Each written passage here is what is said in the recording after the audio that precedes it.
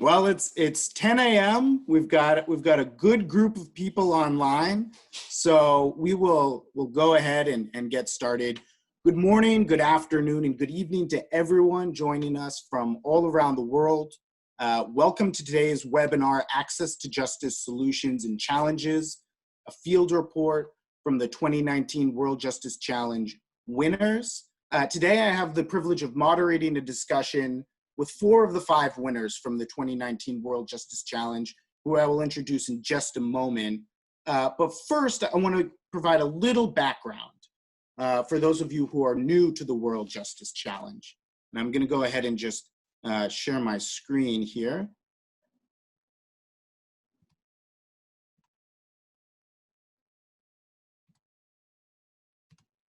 There we go.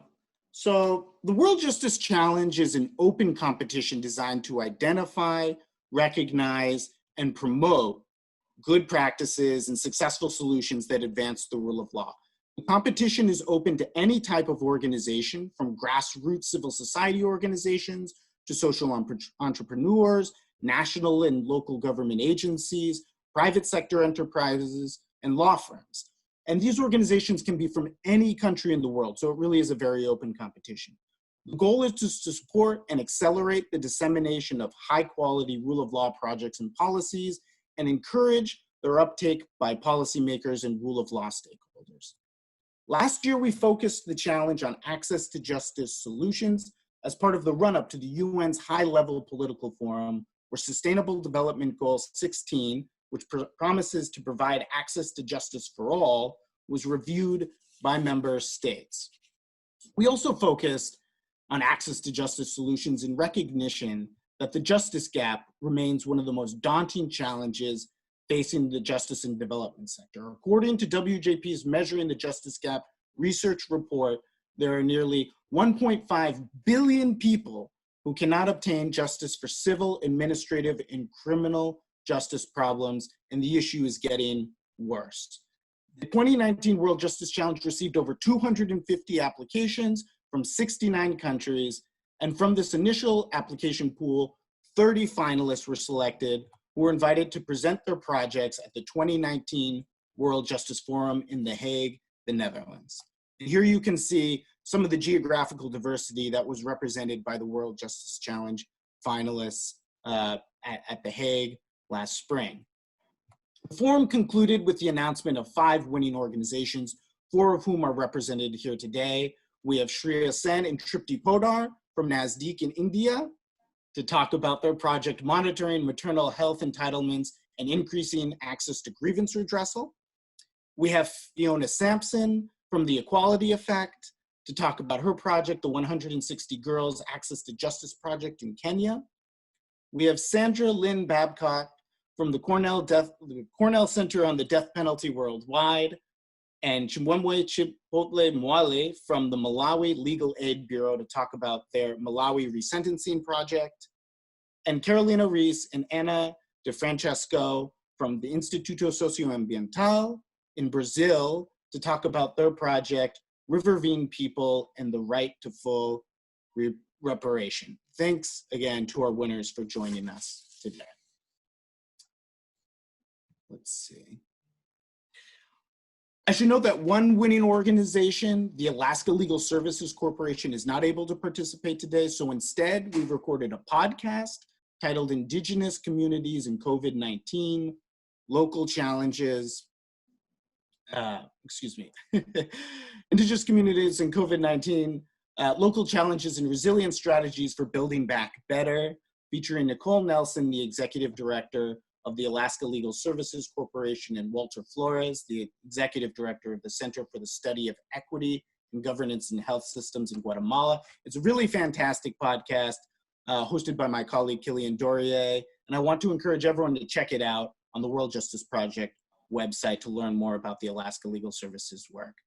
On our website, you will soon also be able to check out WJP's new microsite for our Rule of Law Solutions Initiative, which for this edition focuses on access to justice solutions in the Sahel. So I encourage everyone to check that out as well. Okay, today our program has 3 parts. We'll start with quick presentations from each of the winning organizations. describing their project and the impact that it's had.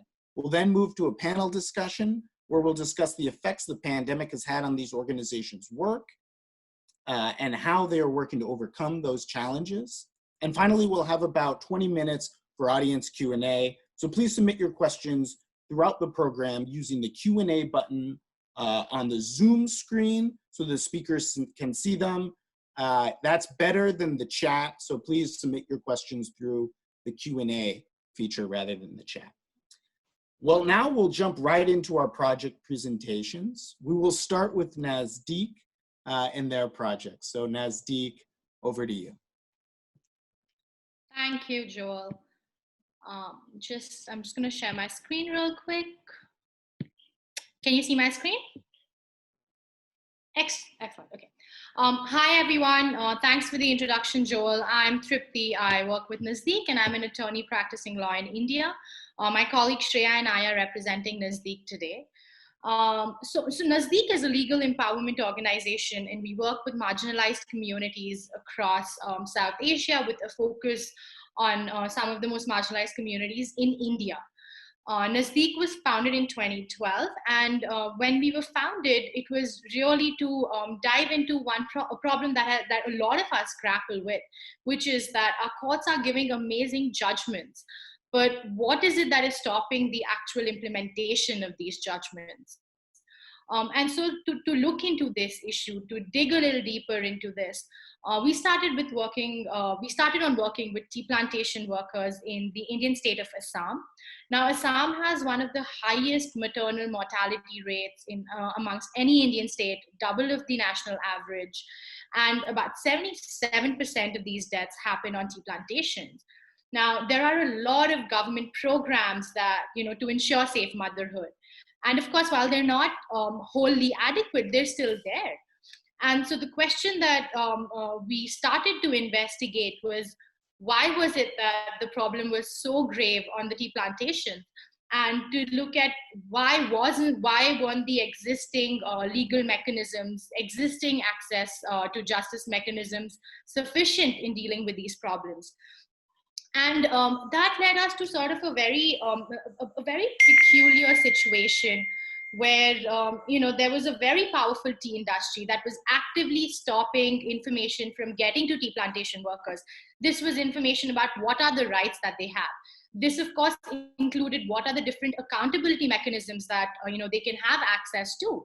And of course, this was also very highly perpetuated by a very indifferent government that was looking the other way. So there were all of these mechanisms that existed in statute books, that existed on paper. But when it came to actual realization of those rights, it was wholly inadequate. It didn't work. And so, a lot of digging, a lot of community meetings, a lot of talking to this group of people, sort of pointed us to a problem that is really the core of our work right now, which is how to convert existing rights in a manner that is practical and that is accessible to communities that it is meant to sort of further and meant to protect. And the question, after answering that first level of question, was how do we make these practices sustainable? So, we know on paper that women have the right to safe motherhood, right? We tell them you have this right. We help them with training in accessing these rights. But how do we make it sustainable so that really our role in those movements or our role in that fight for justice becomes almost redundant, right? That is sort of the end goal that we've been working with. And so, what we tried to do was to work with communities and to engage with communities in really accessing these existing rights and in activating these mechanisms that were there. And so how did we do it? What were the different tools that we employed, or how did we innovate, so to speak, in moving forward with that? So the first thing that we did was to engage with women in communities. Now, women are some of the most marginalized groups, even within marginalized groups, right? So our aim was to understand what is the legal gap that they most require support with, that they most require capacity building in. After a lot of conversations, a lot of really open conversations was the key to this, right? So to understand what were the different issues that they faced, that they needed redressal of. This was followed by, copious amounts of research in what were the existing mechanisms, what were the different ways in which we could support them, right? And after sort of doing this research, after understanding what were the different gaps in them accessing these rights and complete realization of their rights, we went into looking at translating law, right? So what that involved was to take really complex legal procedures, to take really complex laws, to convert them into easy understandable information that was easy to absorb, information that was easy to retain, and information that could be practiced. So the focus of our work, in addition to rights, was really the practice of these rights, was the different procedural mechanisms that were in place to access these rights. And after we were to gather all of this information, we went back to the community. We offered this simplified law, simplified procedure to them, and we said, look, these are sort of the existing rights. This is how you access these rights under different mechanisms, whether it is formal judicial mechanisms, whether it is administrative mechanisms, or other informal mechanisms and procedures that we were able to create in some ways. This was really followed by a lot of rights and skill-based training. And the training was followed by monitoring of these rights. Now, this monitoring was both using a lot of tech and non-tech tools, but also really going to what are the different rights that women would want to monitor, what are the different violations that are occurring at the grassroots level that may not always be very imaginable to people not living in those realities, right? So for example, in one of the communities that we work with, which is in the tea plantation in Assam, the issue really was that there was no ultrasound machine in the plantation hospital. Now, women who live in these plantations, which are very, very remote, so, the women who live on these plantations, which are very, very remote, which don't have, there's no transportation to go to the nearest government hospital. So the plantation hospital really is their one source access to health facilities. And so the issue of, getting an ultrasound machine and how they went about it was to have a government officer come to their place of residence, was to come to the plantation, right?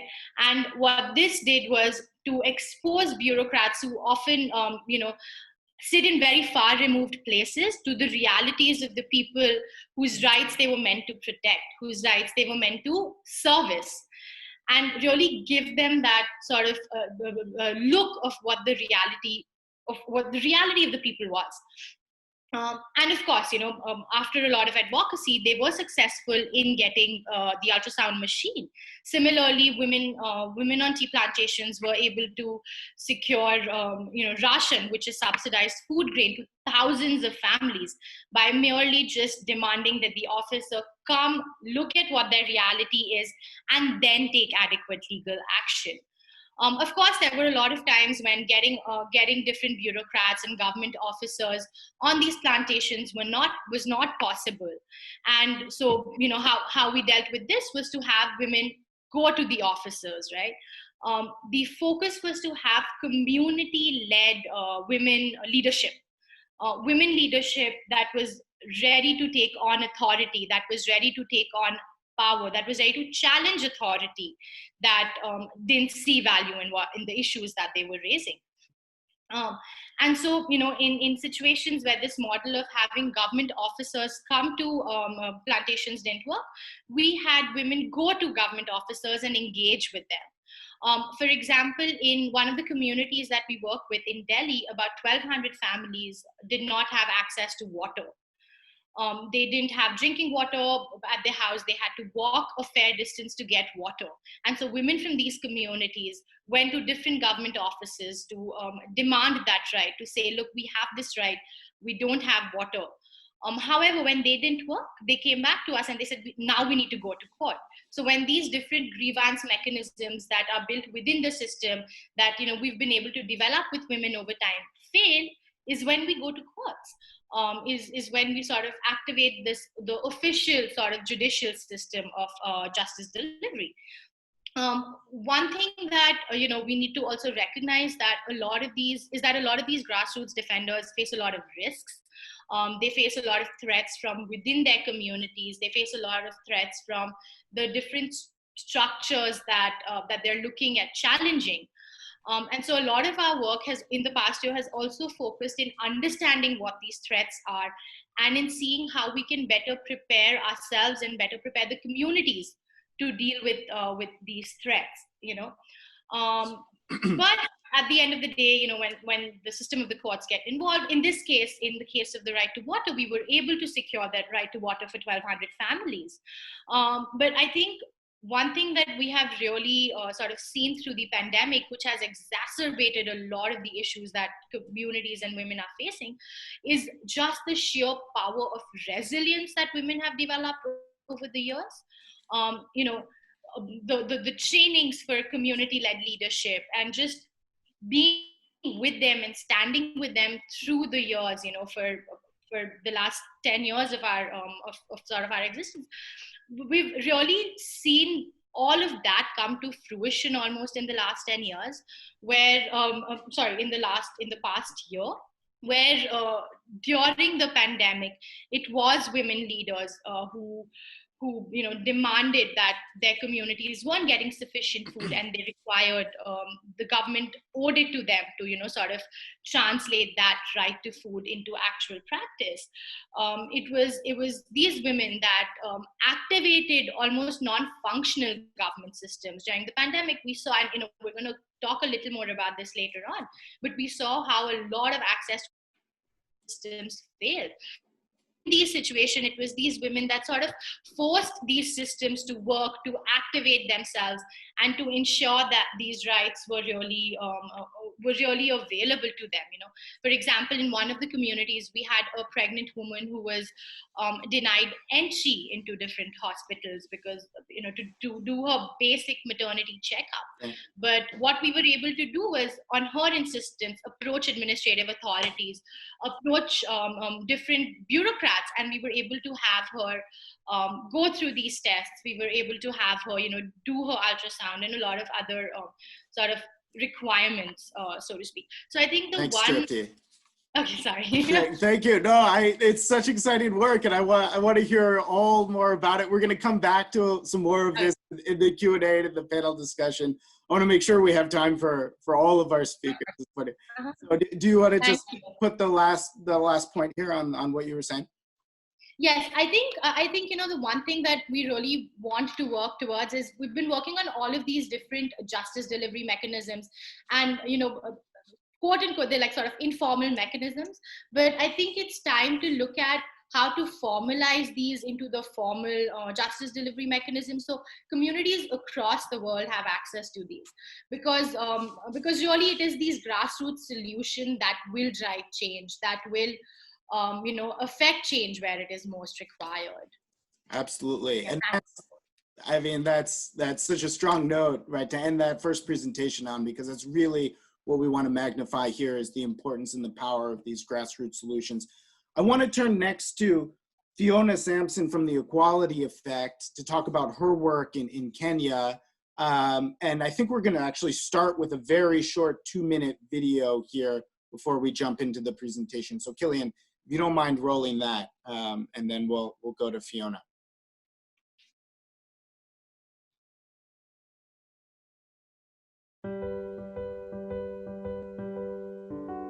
A new police training program in Kenya has resulted in what rape rescue centers describe as a night and day difference in the police treatment of defilement claims.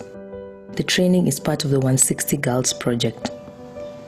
With the help of Equality Effects and Ripples International, 160 girls between the ages of 3 and 17 years old, all victims of rape, brought a constitutional claim seeking access to justice for rape victims. The High Court of Kenya ordered the police to ensure that all defilement investigations are conducted in a prompt, proper, effective, and professional manner. The court noted the need to address the climate of impunity for child rape by holding perpetrators accountable. Using the 160 Girls High Court decision as a reference, the Equality Effect, the Kenya National Police Service, the Vancouver Police, the Kenya National Commission on Human Rights, and local rape rescue centers all worked together to design a training program. This training has created new international best practices, is relevant to the Kenyan context, and at its heart is informed by the girls and boys who are entitled to protection from sexual violence. The 160 Girls Police Defilement Investigation Training has been developed and refined through pilots in 4 counties in Kenya, and the impact has been evaluated by the Vancouver Police partnered with senior officers of Kenya National Police Service. The evaluation has concluded that the training results are impressive and definitely investigations are moving in the right direction. In 2015, 2-year-old Sophie from Meru, Kenya, was defiled by her neighbor. The case was reported to the police who, having received the 160 Girls Defilement Investigation Training, took swift action. They investigated the case and arrested the perpetrator who was prosecuted and received life sentence. The perpetrator's neighbor said that he was thankful that justice had been served for both Sophie and the community. He said he was haunted by the idea that his neighbor was now in prison for life. People should be careful and not commit defilement or they'll end up in prison, the neighbor concluded. The 160 Girls. Thanks, Killian. That's a really powerful clip. Fiona, if you want to jump in and tell us a little bit more about the 160 Girls Project. Thank you. Sure. Thanks so much, Joel. And I'd like to start by thanking the World Justice Project for this amazing honor and the fantastic endorsement of the Access to Justice Award, and also to thank the Equality Effect's invaluable partners in the equality work that we do, the grassroots partners, the rape crisis centers on the ground, the Kenya National Police, the Vancouver Police, the artists, the lawyers, the measurement experts. It is truly an interdisciplinary, international effort. So while I get the honor of speaking for the group today, it is their joint and collaborative effort that is responsible for the change that we are seeing and that we're excited to share with you today. So the goal of the 160 Girls initiative is to eliminate impunity for child rape. So it's quite simple, a little bit ambitious, sometimes daunting, but ultimately we are seeing incredible change that is very positive.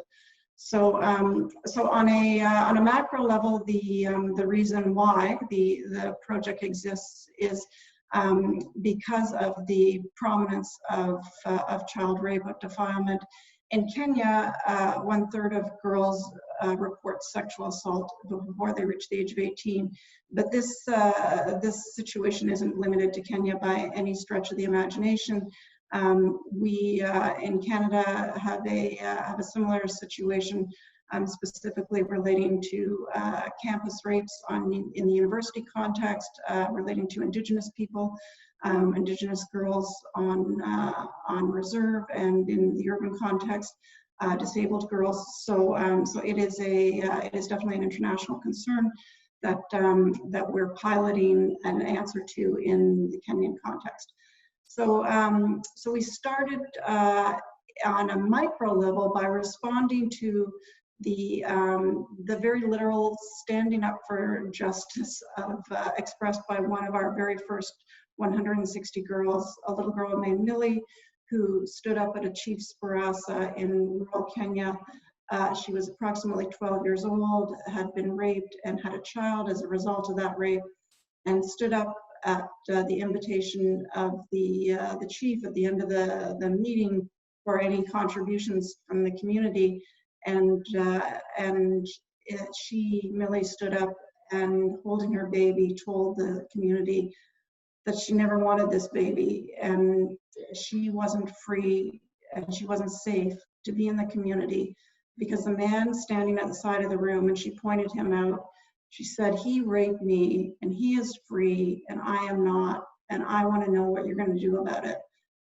And our lead rape crisis partner from Ripples International, Mercy Chitty, who you saw in the video clip that was just played, came to the Equality Effect and she asked for our help to partner. And she said that at that moment when Millie made that stand for justice, it was like the oxygen had been sucked out of the room and nobody had an answer for Millie. There were tears and there was no action. And so what Mercy wanted and what Millie wanted was a concrete way to make existing rights in Kenya, which are excellent. The sexual assault laws are what they needed was a way to bring those rights to life. So the Equality Effect, just glossing over 2.5 intense legal work and very resource intensive evidence collection and strategizing. We brought a constitutional claim arguing that the police failure to protect the girls from rape had violated their domestic, regional, and international human rights. And against the odds, we won. And we got justice for the 160 girls who were the applicants in the case. And we got justice for all 10 million girls in Kenya because it was a constitutional claim that got at the root source of the issue. We didn't file a claim against individual police officers. It was a systemic claim. And one of the radical parts of the claim that made it, and it continues to stand as the high watermark in girls' rights internationally, was we argued that the police weren't responsible just for the discrimination that the girls had received in the treatment of their claims. For example, the police refused to initiate investigations. They might have lost evidence. They might have raped the girls again. There was a whole spectrum of problems. And we argued that they weren't just responsible for that discrimination, they were responsible for the rapes themselves by having created a climate of impunity for rape. And the High Court agreed with this argument, and that's what really set the case as a landmark decision. But then what happened next, I think, was even more exciting, in that the police, the Kenya National Police, asked the Equality Effect to partner with them to achieve implementation of the decision, because understandably the High Court didn't get into the micromanaging of how we actually bring the decision. So the Equality Effect piloted a police training program that we developed with human rights lawyers and police from Kenya and Canada primarily, and from some of our other partner countries as well. And we combine that with a public legal education initiative that involves reaching out to our beneficiaries of the work. So the girls on the ground helped develop a Justice Club initiative. And so through that, we call it a triangle of change, using the law, using the police, and engaging with communities. We changed the situation. We disrupted the existing inaccessibility to justice, where in the High Court decision it was found 100% of the children's rape cases had been unconstitutional in terms of the police treatment of those cases, to a scenario where we're now achieving access to justice in a majority of cases. We are reducing child rape and making girls' rights real. So it's incredible, Fiona. The impact that you have had is just it's unbelievable that you've had for Kenyan women and girls all across the country. I want to go to the next project here, but I didn't know if you had one more point to wrap up on this first part. If I can maybe just go to the final slide, but I'm not sure. Maybe technology will triumph, and we will get to that next slide. But just to say that we have piloted, and now we're in the process of scaling up. So we are shifting to a different scale with some challenges which we can chat about later relating to the pandemic, but looking to having proven the success, I think, in terms of the pilot will cover all of Kenya in the next 3 years, and then we look to transition to our partner countries, and then ultimately we look to address this issue internationally. So thank you. It's great, and we'll get more to some of the pivots that you've had to make under the pandemic, because it's really fascinating the way that you've been able to carry on that work, even with some of the school closures and issues like that. I want to go next to the Malawi Resentencing Project. Sandra Babcock will be presenting some of their work. Over to you, Sandra. Whoop, on mute. I'm unmuted now, sorry.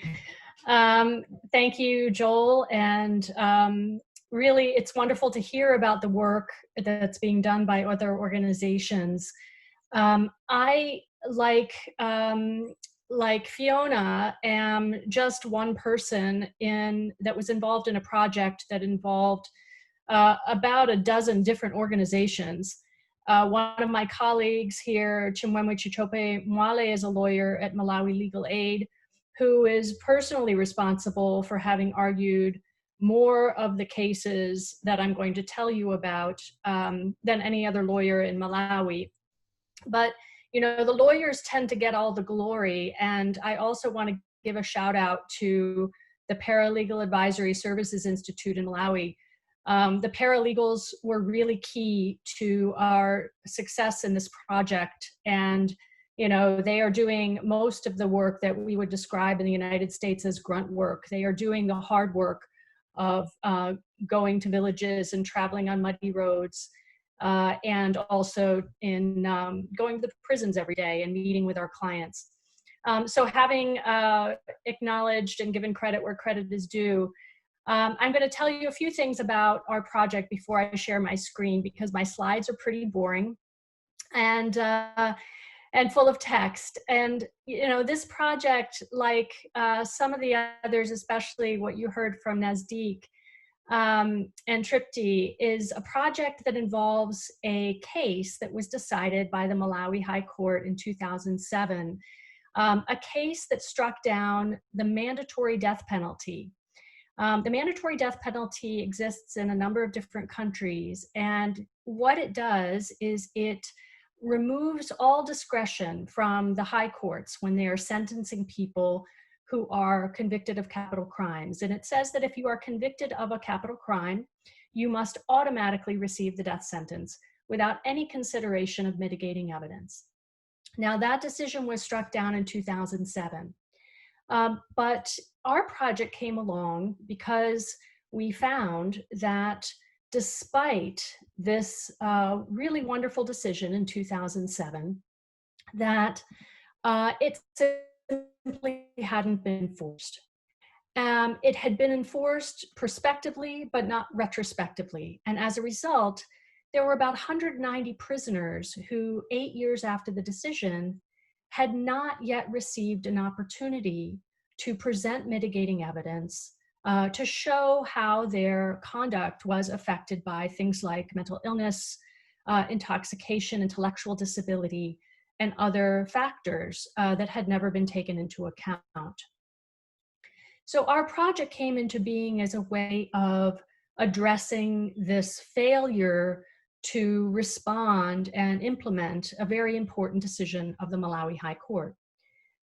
Malawi is one of the poorest countries in the world. It is routinely listed as among the 10 poorest. And so one of the principal challenges that we faced was simply lack of resources. I will say that, you know, Malawi gets a lot of attention because of its poverty. But what doesn't get attention is the extraordinary flexibility and willingness to innovate that was on display in this project. So for example, one of the biggest problems we had were missing case files. We had 190 persons who were affected and entitled to new hearings. all of whom had been sentenced to death. We only found 86 case files. Lawyers had never been properly trained. We had no money for investigations. There had never been a test developed in Malawi to assess prisoners for intellectual disability. So we had to innovate, and we did this through a very collaborative, engaged effort to find solutions. And I can't go into all of them here today, but they involve doing things that would, in the United States, for example, be unthinkable in capital cases. It involved a degree of collaboration with prison officials that we would never, ever obtain in the United States, and collaboration even with members of the DPP's office, the prosecution's office, in these cases in order to ensure that justice was done. The results of this project were extraordinary and went beyond all of our expectations. And I should say, this took a long time. The project itself lasted about 10 years from start to finish. And it was extraordinarily labor intensive. There were many delays. There were many frustrations. But as of today, more than 160 prisoners have been released in Malawi following resentencing hearings. All of these prisoners had been previously sentenced to death. Now, some of you might hear that and think, maybe there's something wrong with this picture. Are these people who should have been released? And I think it's important to bear in mind that most of these prisoners had already spent decades in prison. And our approach was really a healing-centered approach that involved consultation with villages where people would be released, that involved ensuring that prisoners had training and rehabilitation and opportunities for job training before they went back to their home villages. And we did follow-up in the villages as well after prisoners were released, and interviewed village leaders like chiefs to find out how they were doing even years after their release. And knock on wood, to this day, we've received no information that any prisoner has committed a crime since his or her release, because there were also women on death row. And what we found is that many of them had been unjustly accused of crimes that they hadn't committed. Others had committed crimes that were severely mitigated by information the courts had never considered. So these are some of the photographs of the men who benefited from this project, which we have now expanded into neighboring countries that I hope we will have a chance to tell you about in the Q&A. Thank you very much. Well, thanks so much, Sandra, and really incredibly powerful work that you're doing in Malawi, and now exciting to hear that you're expanding that to other places and bringing your work to other countries who could benefit from it, and we'll absolutely be getting to that in the Q&A coming up next. But first, I want to turn to the Instituto Socioambiental, their work in Brazil. Ana, I will just turn it right over to you. Thank you.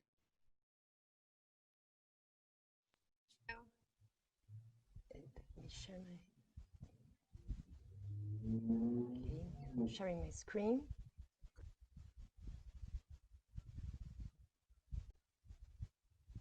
Okay, good morning, everybody, all the panelists and the people who are participating in this important webinar.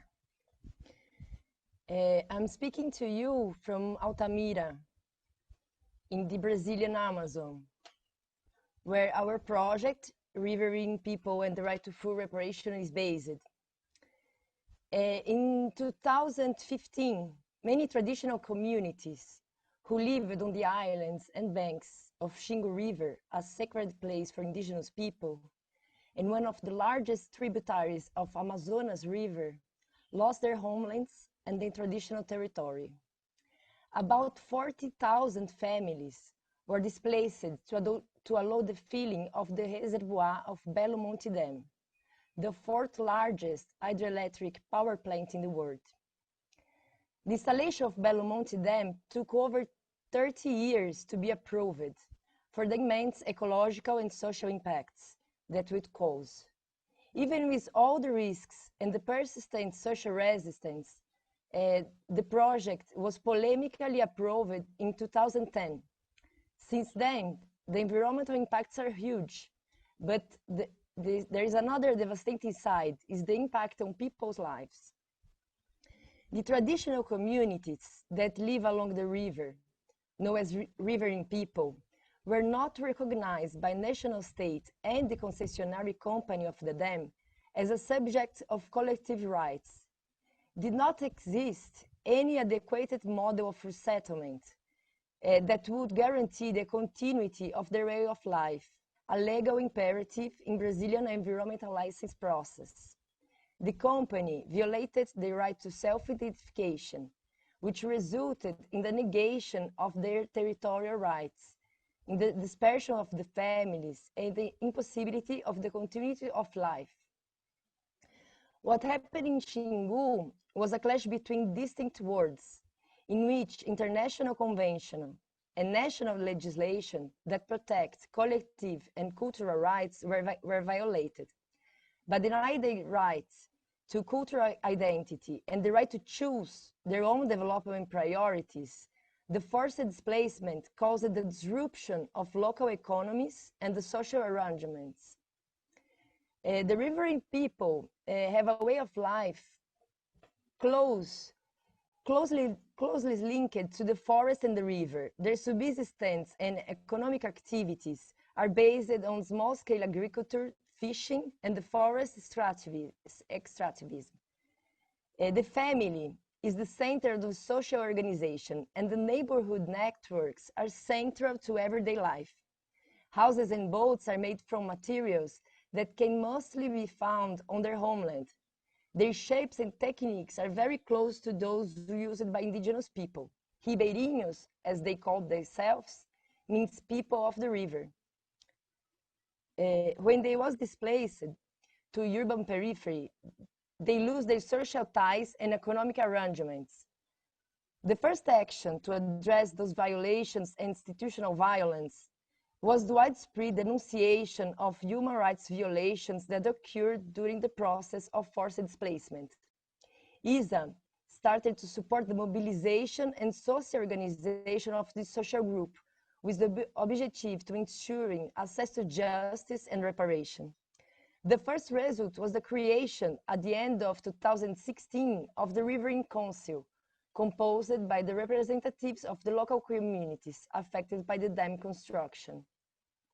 ISA guaranteed technical and legal assistance to Riverine Council, so that the group could ensure the recognition of all riverine families forcibly displaced, and the formulation of an appropriate resettlement alternative, which would ensure the right to return to the Xingu River banks and the access to natural resources.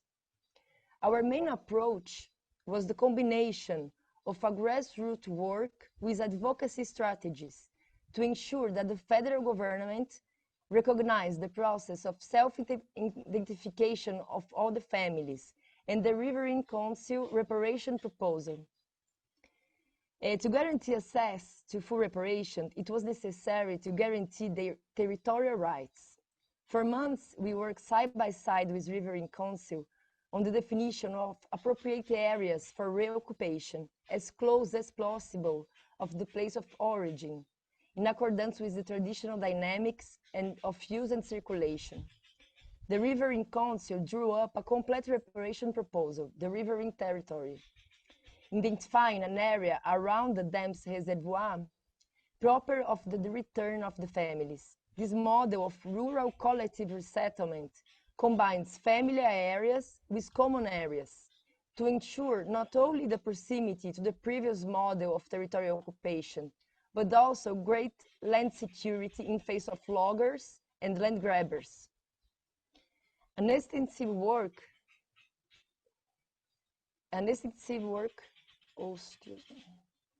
has also carried out with about 300 families included in the project to define the housing location. That was very important to promote the rearticulation of the old neighborhood networks. The project inaugurates a model of reparation and access to justice unprecedented in the construction of large projects, especially in the Amazon basin, recognizing that social groups of the forest and the river that, even without being indigenous, have territorial, identity, and organizational rights, as well as the key knowledge and informations to design viable solutions and alternative models of social and economical development. Also, the process of return is not completed, and the Brazilian political context represents many challenges for its conclusion. The Riverine Council, in partnership with ISA, developed not only the first settlement model adequate to traditional people in the Amazon, as well as advancing in the creation of territorial co-management mechanisms in a region marked by several ecological changes, in a way that could be an example, not only for the context of large infrastructure projects or forced displacement, but also is an example to resilience, coping, and adaptation strategies to climate change. This that I'm showing here is the Riverine Council territorial proposal, and the other picture is the places where they was displaced in the urban periphery of Altamira. Thank you all. Thank you so much, Anna. And it's really incredible the work, the framework that you were able to put in place. And I think your project in particular really raises some of the rule of law backsliding issues that we want to talk about a little bit later in the program, on how governance issues have really impacted your work and the work of other organizations to be able to actually achieve their mission. So thanks to all of the projects for giving us those overview presentations to really get a sense of all the amazing work that you're doing. I want to turn now to a little bit of the panel discussion here, and there are really 2 points that I want to draw out in this conversation. The 2020 has been a year of significant challenges, both in terms of rule of law backsliding and in the context of the global pandemic. And that's something that WJP has been referring to as the twin crises. And we just launched a new policy paper series that you can check out that talks about the effects of these twin crises, both in terms of public health and livelihood, and in terms of its impact on rule of law. And I want to hear about both of the sides of these from your organizations. And you also updated us a little bit on your work in a blog series on the website now. And you flagged how the pandemic has had a significant effect on your organization's activities.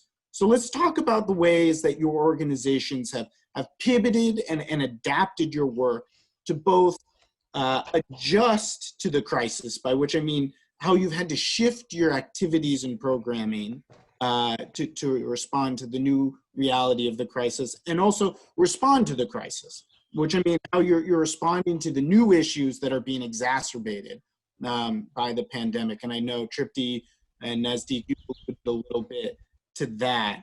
But I thought we could start with that question with Fiona, with equality effect. I know that your organization does quite a bit of work in the school system. You've had to change your approach a little bit to adjust to the reality of the pandemic. Can we start with you and hear about how equality effect has adapted? Sure, thanks, Joel. So as I mentioned earlier, one of our key programs within the 160 Girls Project is our 160 Girls Justice Club initiative. As part of the triangle of change, connecting with communities, working with police, using the law to achieve the end of impunity for child rape, and looking to hold perpetrators accountable for their sexual violence. So what we do in the schools is empower kids through this peer-to-peer education initiative, where they use dance, music, poetry, art to connect with the student leaders, use those activities to connect with their peers, implementing a curriculum that we've jointly developed. And they work with the police and with us as lawyers to enable kids to report if they are experiencing defilement, and to ensure, working collaboratively, that they get access to justice. So by way of an example, we had a situation in a school in Nairobi, the Toy School, where a little boy, the minority of the victims are boys, about, I should say, when the boys experience defilement, it is even more egregious, I think, in terms of the stigma that they experience sometimes. So in this case, it was a little boy. He was 10 years old. We use the name Oscar to identify him. And he reported to his Justice Club leaders that he had been experiencing rape at the hands of a school employee, and the parents were linked in, and together they reported to a station, that a police station that we had trained, and we got a prosecution in that case, where the perpetrator was held accountable, and it turned out he had been defiling others' children in the school for about 6 years. So, so that's just an example of how the model works in conventional times. And with the pandemic and schools being shut down, it really created a major twofold problem. One was that the kids were in lockdown at home with the people who are primarily the perpetrators of these crimes, people who they know, people who they trust, often immediate family members, without access to schools and without access to the clubs where they had been reporting and learning the sort of 1, 2, 3 steps to follow in terms of achieving access to justice. So there was a really immediate and urgent need to ensure that the kids were not abandoned to this double whammy fate of lockdown and inaccessibility in terms of access to justice. So we have been developing a virtual justice club model where we are translating our curriculum, our traditional curriculum, into a virtual option so that the kids can both continue their education in terms of the 160 girls' rights and access to justice, and also have an ability to connect with communities. And we're doing that through something we call the Justice Journal for now, and that is a paper newsletter that the kids are helping us create on a bi-weekly basis, and so it gives them a voice in terms of connecting with the community, addressing the issue of child rape, and they, working with the police and our rape crisis partners, are doing community policing, basically. So they're going door to door, and we hope connecting with places of worship to do outreach, to ensure that the most vulnerable are accessed and that they are not abandoned, and also to ensure that the learning continues. And so the official launch, we're still in the development stage, but it should be later this month.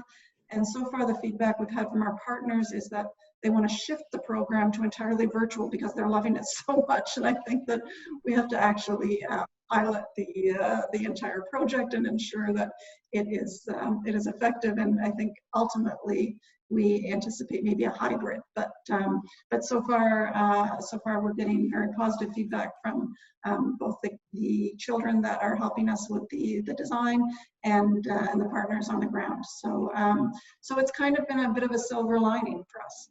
Yeah, that's great. And that's really exciting to hear that there has been this silver lining, that even sort of in the midst of this crisis, you're able to continue on with your work and in some ways maybe even improve on it, which is just so exciting to hear. I want to turn now to Nazdeek and hear a little bit about how have you guys pivoted your work in the context of the crisis? Thank you, Joel. I have to say this year, I've heard the word unprecedented so many times, but honestly, it doesn't feel like an unprecedented situation. And in reality, we are always one crisis away from large-scale hunger, poverty, and deaths. This pandemic, it's been a prime example of how years of neglect towards social entitlements resulted in an inadequate system that could not effectively respond to a crisis of this scale. So at the start of the pandemic itself, we saw a loss of livelihood, and with that, a resultant loss of access to food. And we realized that this is going to be a bigger crisis than COVID-19 itself. We started out debating as a human rights organization, should we even be engaging with service delivery, or should we continue to work on state accountability, which is our prime focus? But it really wasn't a choice, was it? Because our communities were already feeling reduced to second-class citizens in their own country, because it was a completely ill-planned lockdown which had been imposed on them. And not only were there no additional social security measures and entitlements, the existing ones were completely dysfunctional and still continue to be. So really, as our focus is always to center our communities and support them with what they needed at the time. And as Tripti said, we were lucky to have a network of women leaders in our communities as well. So in response, first of all, we leveraged the collective resources of movements, networks, and coalitions that we had built and been a part of over the years, and we coordinated relief efforts for the communities that were most in need. Second, we started to monitor essential government services during this time, such as hospitals, subsidized food, sanitation facilities, water, and so on, with a focus on mothers and children, but also the community as a whole. We started filing grievances, documenting responses, and basically building an evidence base for gaps in service delivery and any resulting human rights violations. And a third front of our response has been to periodically provide accurate and simplified information to our communities about the disease itself and what the government services are built around it. Of course, the biggest adjustment we've had has been to work remotely. We've been trying to make sure that our communities feel supported. So we've been doing regular calls on phone or on video with our paralegals to check on their well-being, but also to document any rights violations that they have witnessed and would report to us. We are also collaborating with other organizations who are working in a similar context with innovative models and tech solutions so that we can sustain and strengthen our community engagement. The other big adjustment has, of course, been probably just as emotional as it is logistical, which is to come to terms with the fact that the administrative and legal protection systems, as we know them, just do not exist right now. And so we have to continue to be innovative and to find ways to amplify our voices of the communities, of the movements, and make sure that our demands reach the people and the systems that we hold accountable for our rights. Thank you. Thanks to you, Sharia. And again, sort of just really a powerful example of how you've been able to continue to do your work and really sort of expand some of your work in the face of this unprecedented crisis. Do we go? Well, and certainly of this crisis. Never again, Joel, never again. No, next I'd like to go to Malawi and hear a little bit about how you've had to pivot your work. I think Chim maybe perhaps. Or Sandra, go ahead. Yes, Joel. Well, for Malawi, a lockdown was announced by the government, but then the courts blocked it, pending an assessment whether the announced lockdown complied with the constitution. So for that reason, we have been spared the issues of human rights violations which surround the enforcement of the lockdown rules. Nevertheless, we have had our own challenges in view of the COVID-19 pandemic. The first of which is the courts have scaled down their operations, and this obviously has affected access to justice for our clients. And the most worrisome aspect is under the project, we still have got 9 prisoners who are waiting to be resentenced, and their fate lies in a judgment which has been pending before the Supreme Court of Appeal since 2018. Now, judgment was scheduled on 28th July 2020. However, due to the pandemic, one of the justices of appeal is not in the country. he failed to fly back into the country in time due to the restrictions which have been imposed. And that's a major setback because we have to wait a little bit longer until the 9 remaining prisoners know their fate. That said, we have still been able to make progress in ensuring access to justice. One of the measures that we are following is we are following the precautionary measures which have been announced by the WHO, sanitizing, putting on masks. Of course, the disadvantages, there's an extra cost attached to that initiative. A good number of judicial officers have been progressive.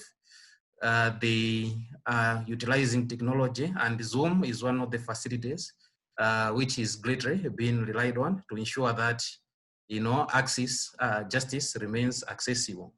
And a good number of prisoners contracted COVID-19 pandemic. The stakeholders involved, the courts, prosecution, defense, we quickly came together and agreed that we should conduct camp courts. And a good number of our clients have been released on bail. Those are the major ways that I can talk about, which have been able to utilize to ensure that justice is still in motion. There's one point that Sandra would like to talk about. There are also some other developments in relation to Tanzania. So let Sandra address that issue. Thank you. Great, thanks. Sandra. Yeah, so the biggest problem with COVID, in my view, is that we cannot get access to the prisons in many countries. So in Tanzania, for example, where we have expanded the work that we began in Malawi with many of the same partners and with consultation from our Malawian colleagues, is that we simply have difficulty getting news about our clients' welfare. Travel is very difficult. The Tanzanian government has taken the position that there is no COVID-19 in Tanzania, which we know is not the case. But that denial at the executive branch has made it impossible to obtain information about the spread of the virus, which has caused tremendous upset to our partners on the ground. So I'll wait and talk more about the ways that we have pivoted to overcome that at a later time. Great, thanks, Sandra. And yeah, it's such a huge challenge in so many ways. And thanks for flagging for that one in terms of access to the prisons. Let's see, and finally, I want to turn to Instituto Socioambiental to talk a little bit about how have you guys had to prepare in the context of the pandemic.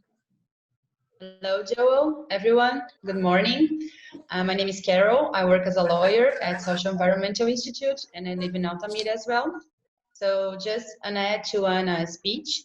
Regarding Belo Monte Dam, after 5 years of operating license, the dam still has an outstanding liability as the company has not yet fulfilled its obligations.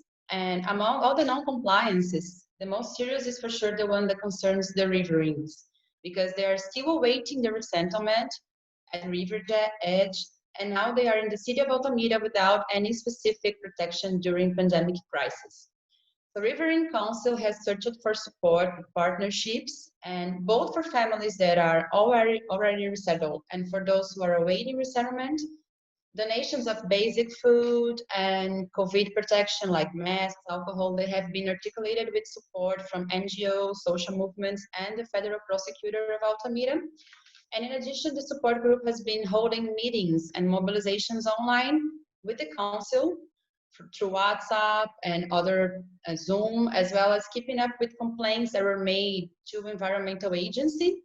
And we're also dialoguing with public attorneys who filed recently a lawsuit to force the government and the company to implement the territory as soon as possible. But the crisis of COVID, of course, have stopped many activities that ISA had planned in our grassfield work. So we are responding to COVID challenges with web tools that are possible. We are supporting our partners in the field, like Indigenous Riverines and Quilombolas Association, basically with health articulations and with actions that promote their well-being in their homelands, such as food delivery and also internet installation points, for example, is supported to assure all of them can be in touch during the crisis. There's also a communication team of the Xingu network that has been organizing online workshops. So we are also supporting spelling books productions to distribute, and podcasts and audios to spread information about COVID and the ways to protect. So we are also exploring other audiovisuals communications tools, for example, to include production of complaints about illegal deforestation through videos.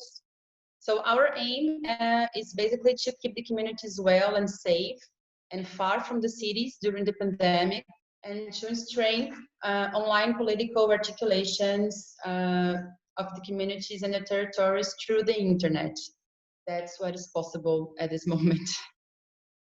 Well, thank you so much, Carol. And again, just a great example, right, of sort of the perseverance that grassroots organizations have to meet these challenges, in addition to everything else. We have about 20 minutes left, and I want to make sure that we're bringing in some audience Q&A. There was one other topic that I wanted to bring up, and I see it coming through quite a bit in these questions. So I want to really just sort of combine sort of the second question that I wanted to ask the panel along with some of the audience questions that I'm seeing coming through here. And it's really that, you know, for the last few years, the World Justice Project has documented a global decline in rule of law. And that was all before the pandemic. And today what we're observing is that in several ways, the pandemic has accelerated rule of law backsliding. And this has been the case in some of the countries, I think, represented here today. And so I wanted to hear a little bit more about that. I see one of the questions that comes through is how have some of the emergency procedures put in place by governments in your respective countries impacted access to justice in your project specifically? And I really feel like this is all sort of part and parcel of a theme that we're facing, which is increased governance challenges in the face of the pandemic. I know that this has been an issue that we've heard from our Indian colleagues. I wonder, Nazdeek, if you want to start off by addressing that issue on how some of the governance challenges have impacted your work and access to justice in India. Sure. So I think one of the things that happened in India was, courts went completely non-functional. And therefore, we had instances where there was an urgent need to approach the court. However, they were taking very, very selective matters. And so it became completely impossible to use courts as a tool to redress violation.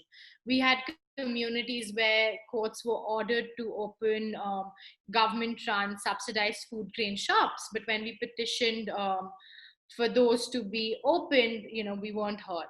So I think that was one of the biggest challenges. The other thing was also there was a lot of arbitrariness that came in both court action and government action, because all kinds of actions were being justified as emergency measures and so on and so forth. And so I think these were two really, really big challenges that we faced. Absolutely. Thanks for flagging those. I think there have been some similar challenges in Brazil. I know that Anna and both Carol, you flagged a little bit about this. I don't know if you want to just take one more minute here to sort of speak to some of those that you've experienced. Yes, for sure. Brazil is going through a very difficult political crisis, as you almost know, because the arrival of the conservative sectors linked to the armed forces to the presidents in the beginning of last year. So traditional people's rights are now really threatened, and we are living the risk of important setbacks for both protected areas and environmental policies. because the new president of Brazil, Jair Bolsonaro, he represents sectors that aims to permit unsustainable economic policies inside protected areas. And to do that, there is a reproduction of a narrative that claims the need to open these areas for economic exploitation as a way to grow the country, but the real intention is to authorize mining activities, construction of hydroelectric dams, oil, gas, cattle, promote agriculture on a large scale using pesticides. And Altamira is the city from where me and Ana speak, is considered the most violent city in the Amazon and one of the most violent in Brazil. And in this new political moment in the country, after the election, conservative sectors have been attacking the third sector, and they're seeking to criminalize NGOs and social movements, disseminating fake news and inciting local groups that are aligned with government proposals. So there is an increase of threats through the web, negative exposure, and even physical intimidation in public events, which affect a lot of ISA's grassroots work, and of course, decrease security of our partners in their villages and communities. So the current political institution and conjuncture now endangers the condition of conservation and the use of the areas, especially in Xingu protected areas, which is one of the regions with the greatest social biodiversity on the planet. So now the Xingu Basin represents in Brazil the biggest deforestation. In the past 2 years, almost 5,000 square kilometers were deforested in Xingu, which is an area equivalent to more than twice the city of London. And illegal mining practically double in the size of areas and in number of contaminated rivers. And on the other hand, the government generates an expectation of regularizing illegal activities such as mining inside indigenous lands, land grabbing, wood thief, along with promises that fiscalization measures will reduce. So all of these lead to an increase of deforestation. So in indigenous lands of Xingu, for example, last year, almost 40% more forests fell comparing to 2018. Now in Brazil, this year, almost 3,000 square kilometers were deforested, which is an increase of 30% over the same period last year.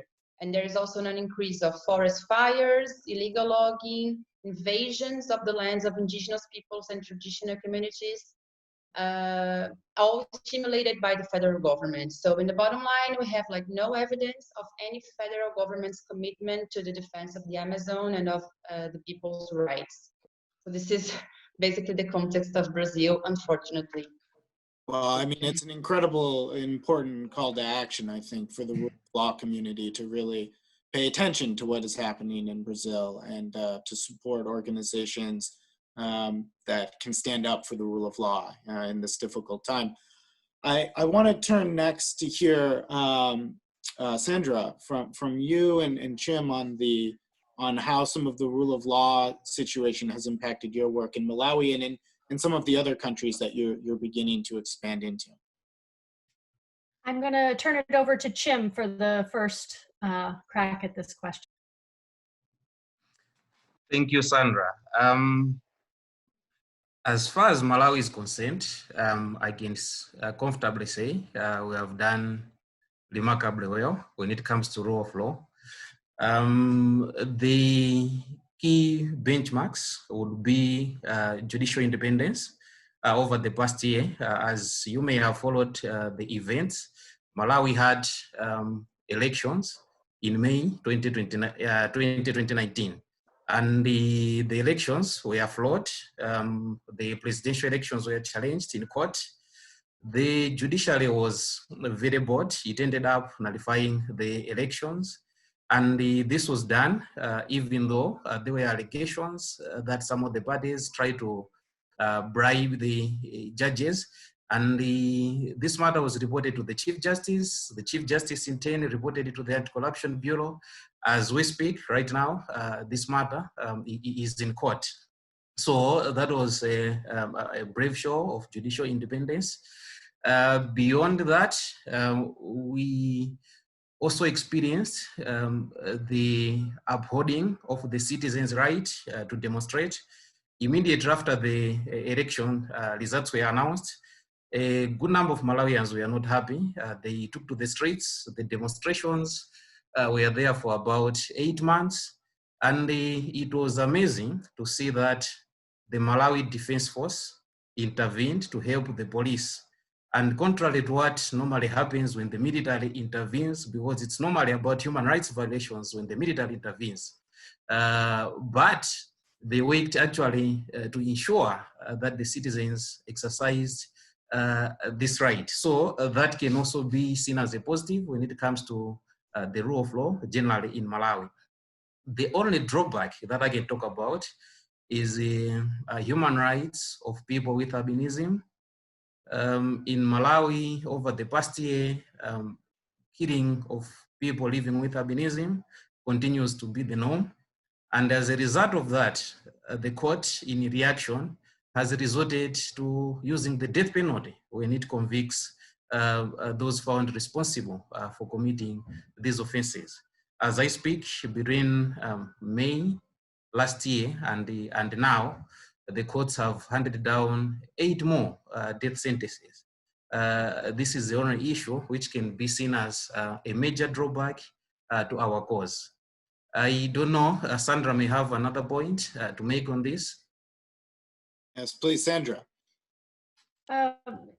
So in Tanzania, there's also has been a severe crackdown on the ability to dissent and express opposition. And our response to that has been, to that as well as to the COVID pandemic, has been to try to empower prisoners. One thing that we have been using is infocomics, which is a way of, especially for a population that is illiterate, using comic strips that depict and explain prisoners' rights and distributing those in prisons, especially because we can't personally gain access, but we can distribute materials through prison officials to empower our clients to assert their own rights. So that's one method that we've been using, and the other is to seek clemency for clients who are at risk, especially because of the COVID pandemic, and to do this in a non-confrontational way. There are many ways that you can try, again, through collaboration, through assuring the government that you're not seeking to publicly shame them or to bring up their, the problems with their political, with governance, and still, achieve progress for your clients. But it requires careful strategizing. It's incredible, and that's such an innovative way of getting information into the hands of people who need it. So I'm sure people, I know you put the website and everything into the chat. Thanks for doing that, because I hope that people will go and read more about the work that you all are doing. Fiona, I wonder if you could talk just a minute here about some of the rule of law challenges in Kenya and other countries where you're working and how that's impacted your work. Mute. Sorry, you're on mute, Fiona. Hi, thanks, Joel. At the beginning of the pandemic, it was particularly challenging for us working with victims of sexual violence in a situation that was not at all unique to Kenya. But the fact that, as I mentioned earlier, the survivors of defilement that we work with were so isolated at home in lockdown, and the police having reprioritized their limited resources were focused on responding to the pandemic. So it was another sort of double whammy that was experienced. And there was a lot of talk about a lot of concern for the healthcare system, understandably being overwhelmed during COVID. But really what we were seeing is the criminal justice system being overwhelmed and the system being absent. like there just was no system available. So ordinarily our concern is systemic discrimination and getting at the root source of the systemic discrimination, but in this case there was no system. So so it was hugely problematic, and we can see from the numbers, the data that's already coming in, the thousands of teenage girls that have become pregnant in the last few months. We know that that defilement has been on the rise, and that there has not been the deterrent effect that we need to see in terms of providing a response to that increase in sexual violence. And basically, it's like an open season for sexual perpetrators. So so it is a serious concern. We now there's been a shift and reprioritization back to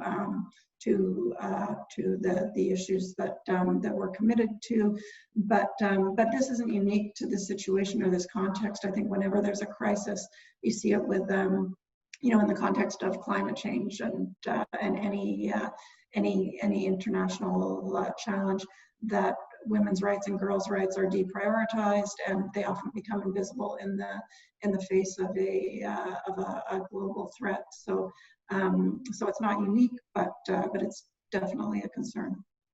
Yeah, absolutely. And it's such an important trend that we're seeing across the world at this time, an increased need, right, for legal help, human rights defenders, access to justice organizations.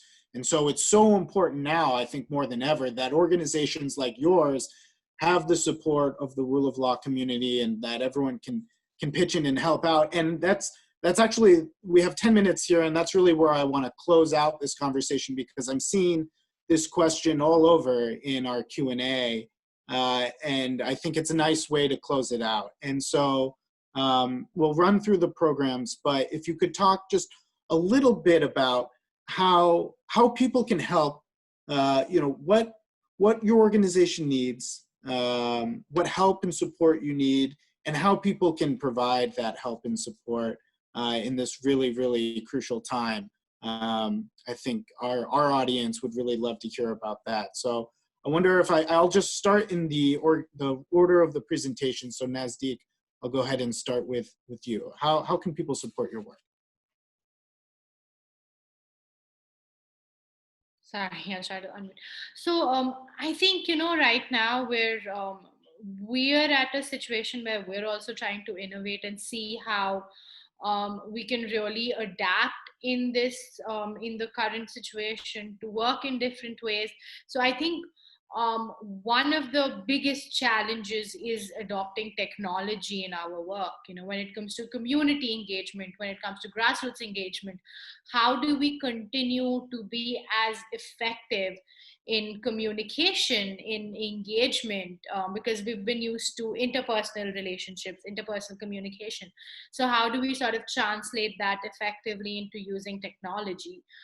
And I think, you know, to continue engaging with communities with the same vigor when their priorities have now shifted to sustenance, to being able to get food the next day, you know. So in this changed context, whether communities see access to justice really as an issue immediately. And the other is just faith of people in the legal system. Because I think if there's one thing that the pandemic has taught us is that courts and legal systems are really failing, like, you know, they're failing people in that they've become much more inaccessible. So just that, to continue inspiring that faith and to see whether people really believe in that system or not, and how to sort of deal with that. I think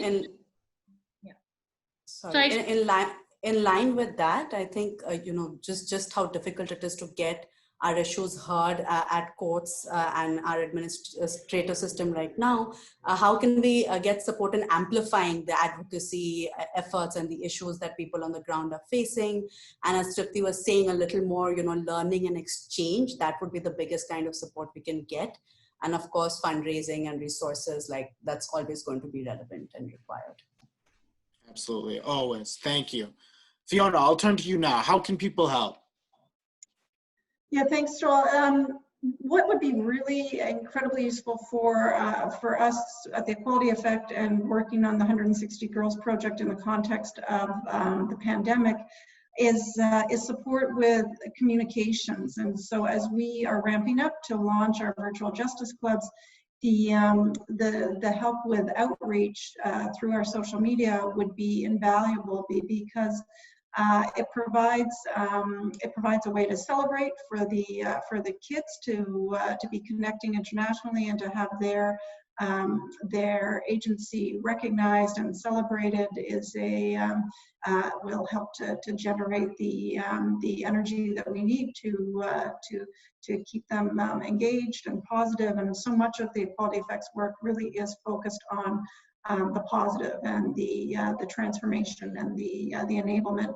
And the work starts in a story of violence and oppression, like I mentioned Millie's story at the very beginning of this session, but the focus is really on empowerment and transformation. So it's helpful to have that communication support and that outreach support to celebrate the beneficiaries of the work, the children and the girls, but it's also helpful in terms of keeping all of our partners honest and knowing that there is an international audience that cares and that is endorsing the work and celebrating the progress made by partners who may have traditionally been challenging in terms of and some of their response.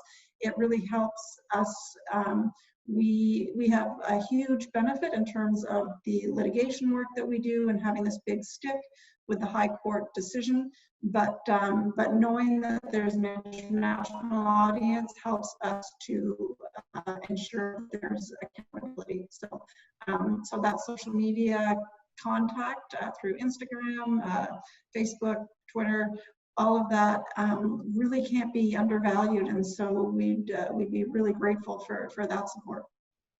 That's great, and I know everyone's listening, and the information, the website, all of that is available. So please reach out if you can help Fiona and Equality Effect with those sorts of issues. Instituto Social, how can people help the organization? Joe, I have 3 points that I think will be a great support for even the ISA, but especially for Riverine Council. The first one is the support to the widespread divulgation of human rights violations in Brazil, especially to provoke the public constraint of federal government and the company to guarantee the rights of riverine people, especially the resettlement, but also other rights. In the case of the population here in Amazon, I think the other organizations and global organizations can support us in the divulgation of what happened here.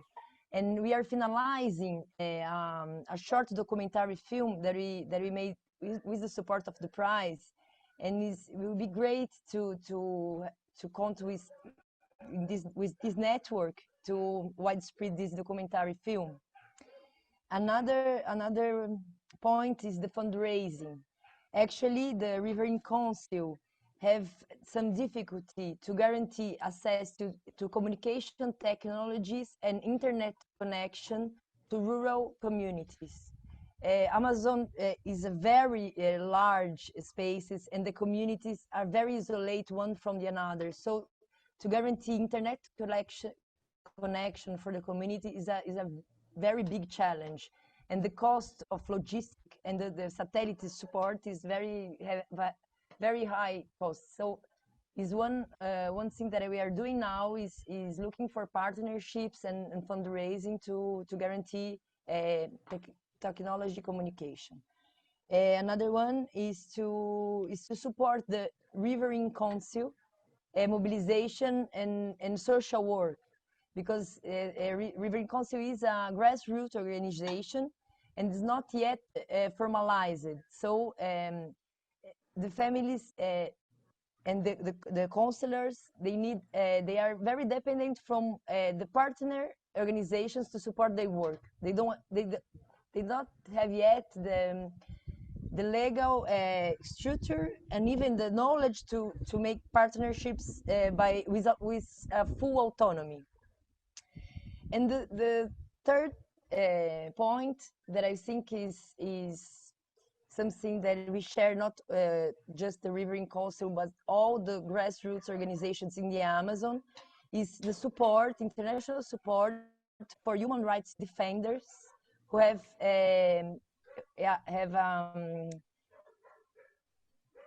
ameaças, how I say, they are they have threats for their physical security. Some organizations are thinking how we can support them, or even have support to take them out of the community when it's necessary, and is something that is be great to think in a network who can support these grassroots people who have three things today: security, physical security. Great, thank you so much. And Sandra and Jim, I'll give you guys the last word. How can people help your organization? Well, I think it comes down to resources. You know, I mentioned at the beginning that Malawi is one of the 10 poorest countries in the world. And the work that we are doing is not the priority of many governments or donors. We are working with a very marginalized population of prisoners who are facing the death penalty. So that is work for which there is not a great constituency. But we're focusing right now on trainings. There was a question about sustainability and durability. A lot of that goes back to training and maintaining training, because there is a constant turnover in young lawyers who are coming up from law school, involving students in trainings, which we are trying to do, creating web-based platforms for learning, and using this opportunity created by the pandemic to create very effective online modules that people can access even where internet connections are frequently unstable. So we need support to help us develop those and ensure that the work continues to have an impact beyond the life of the project. Jim? Yes, just to add a point, as Sandra had hinted earlier on, under the project, the judiciary was quite supportive. It was quite innovative, as evidenced by the number of cases the judiciary was willing to accommodate where missing, where the case files were missing. And we can also refer to the same example that I talked about, that Malawi nullified the 2019 presidential elections to become only the second country in Africa to do that after Kenya. I think this demonstrates that in as far as the systems are concerned, we are on the right track. So as Sandra said, what we need is support, financial support, and the fact that we are able to work with Reprieve, Cornell, and other stakeholders demonstrates that the type of support that we can get is not limited to funding, even technical know-how, you see. So that's the kind of a support that would appreciate, because crime is a problem which each society faces. It was there before I was born. It will be there after I'm gone, you see. So we need that type of support so as to ensure that we continue with our work, and those who may come after us still continue with this work. Absolutely. That's such a strong note to end on. Unfortunately, we are out of time. So thanks again to all of our panelists and all of the winners of the 2019 World Justice Challenge. This conversation has really just scratched the surface of the amazing work that these organizations are doing. So please go to their website, email them if you have questions, find out more, support them where you can. Really, all this excellent work. As a final announcement, I just want to let everyone know that the next iteration of the World Justice Challenge is coming in October. It'll be titled Advancing the Rule of Law in a Time of Crisis, very appropriately for the time that we are in today, and it'll focus policies and programs that protect the rule of law from urgent threats generated by the global pandemic, help the world recover from governance backsliding, and rebuild the rule of law over the long term. So keep an eye out for that. Check out our website, worldjusticeproject.org. Subscribe to our newsletter to stay informed on all of the updates around that. And with that, I will close our webinar. Thanks to everyone for joining today. Stay safe and have a great day. Thank you. Bye-bye. Thank you. Bye-bye. Thank you you. all. Bye, guys. Nice to see you.